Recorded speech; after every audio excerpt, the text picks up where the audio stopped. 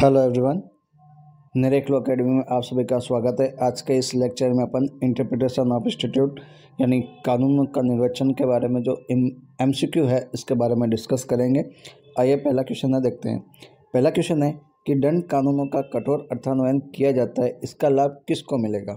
अभियुक्त को मिलेगा, अभियोजन को मिलेगा, सभी वादिक कार्यों पर मिलेगा या उपयुक्त सभी को मिलेगा? तो राइट आंसर क्या हो जाएगा? अभियुक्त को मिलेगा। ए।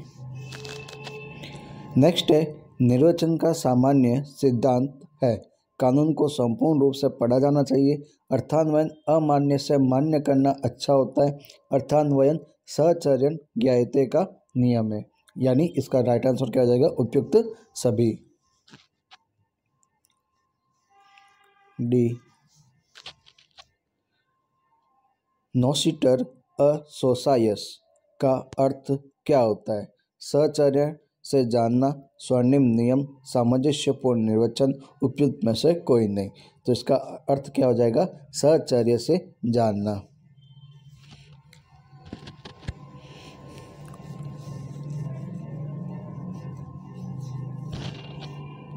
नेक्स्ट है एक्स विसेरिबस एक्टस का क्या अर्थ है? कानून का निर्वचन अधिनियम के चारों कोनों के बीच ही किया जाना चाहिए। मान्य से अमान्य करना अच्छा होता है।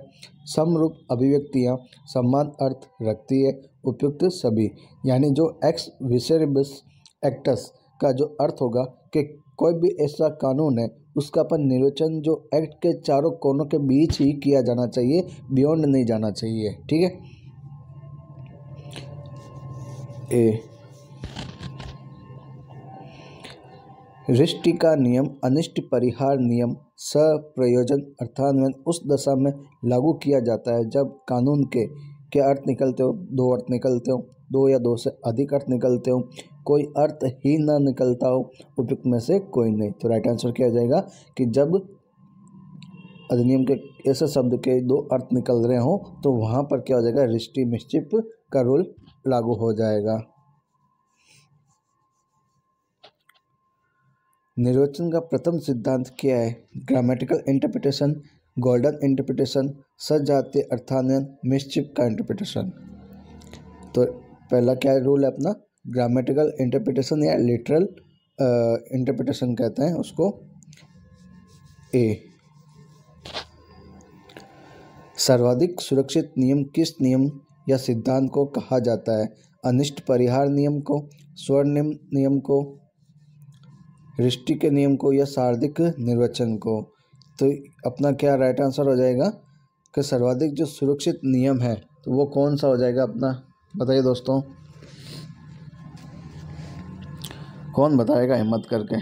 गोल्डन रूल है या ग्रामेटिकल इंटरप्रिटेशन है?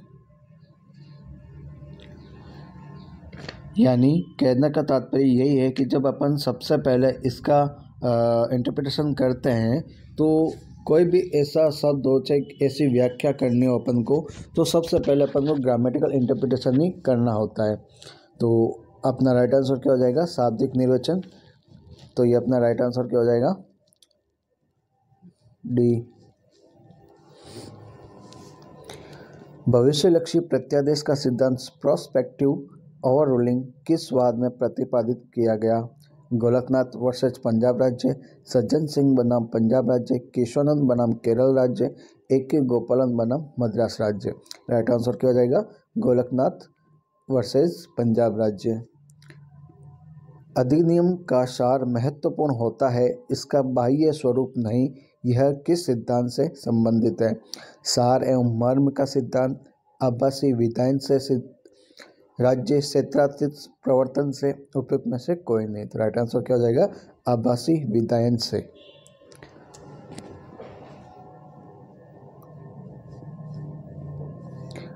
रिष्टि के नियम का प्रतिपादन सर्वप्रथम किया गया?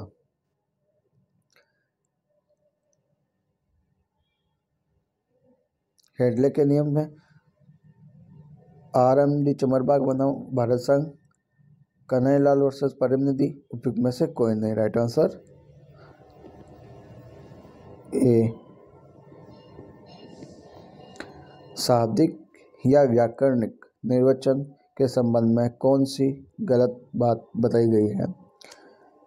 न्यायालय को साम्य न्याय शुद्ध अंतःकरण के सिद्धांतों को दृष्टिगत रखते हुए विधि की भाषा में सुधार, संशोधन और परिवर्तन करने का अधिकार है।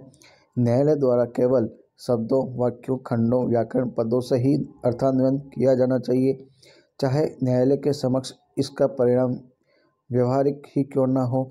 शब्दों को उनके शाब्दिक, व्याकरण, साधारण, स्वाभाविक, प्रचलित अर्थ में ही समझा जाना चाहिए। न्यायालय पालिका विधायिका द्वारा निर्मित संविधियों की भाषा में किसी भी प्रकार की सुधार नहीं कर सकता। तो राइट आंसर क्या हो जाएगा दोस्तों? कि कोर्ट है कि साम्य न्याय शुद्ध अंतःकरण के सिद्धांत को दृष्टिगत रखते हुए विधि की भाषा में सुधार और संशोधन करने का अधिकार है।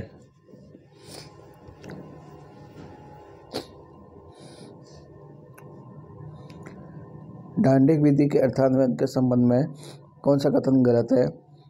अपराध के लिए प्रयुक्त शब्दों के कोई संदिग्धता हो तो लाभ अभियुक्त को दिया जाएगा। डांडिक विधि का निर्वचन कठोरता से किया जाना चाहिए।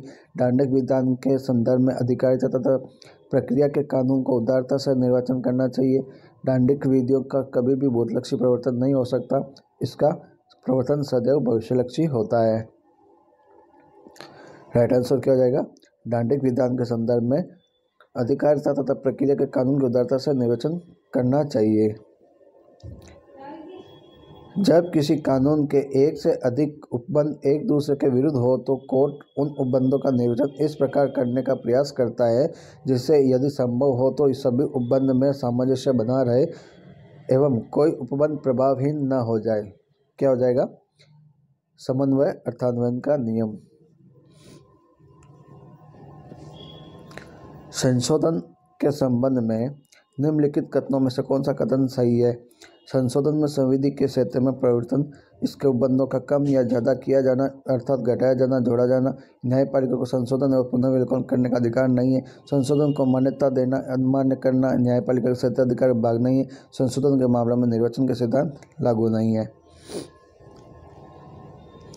राइट आंसर 1, संशोधन में संविधि के क्षेत्र में परिवर्तन होता है, इसके उपबंधों का कम से या ज़्यादा किया जा सकता है, घटाया बढ़ाया जा सकता है। अमान्य से मान्य करना, यूट रेस मैजिस वैलिएट कॉम्पेरेट के निर्वचन का सिद्धांत के संबंध में निम्नलिखित कथनों में से कौन सा कथन सही है? जब किसी उपबंध के 2 निर्वचन संभव हो तो कोर्ट ऐसा अर्थान्वयन करना चाहिए कि उस प्रयोजन अनुकूल हो जिसके लिए संविधि का निर्माण किया जाए, न कि ऐसा अर्थ ग्रहण किया जाए जिससे कि संविधि के प्रयोजन की पूर्ति में रास्ते में रोड़ा अटके। दोनों अर्थान्वयन में से जिससे विधायिका के उद्देश्य की प्राप्ति उससे स्वीकार किया जाना चाहिए, चाहे जिसके उद्देश्य की प्राप्ति न हो उसे अस्वीकार कर लिया जाना चाहिए। तो यहाँ पे क्या हो जाएगा? Right answer for all of above. चारों राइट है, तीनों राइट है। जब किसी कानून की भाषा संदिग्ध होने के कारण एक से अधिक अर्थ निकलते हो तो कोर्ट को लागू करना चाहिए। अमान्य से मान्य करना अच्छा है। कर कानून का निर्वचन कठोरतापूर्वक करना चाहिए। आदेशात्मक संविधि के संबंध में निम्नलिखित कथनों में से कौन सा कथन गलत है?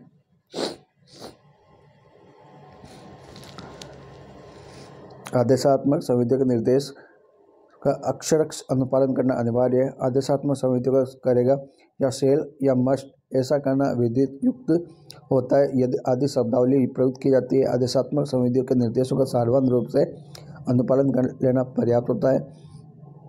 ऐसा संविधियों का निर्वचन कठोरता से किया जाना आवश्यक है। राइट आंसर क्या जाएगा इसका?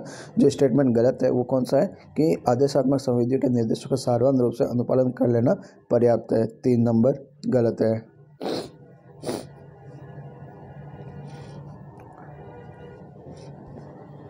ठीक है दोस्तों, MCQs कैसे लगे आपको? और अच्छे लगे हो तो लाइक और सब्सक्राइब जरूर करना, अपने दोस्तों के साथ शेयर करना। Thank you so much.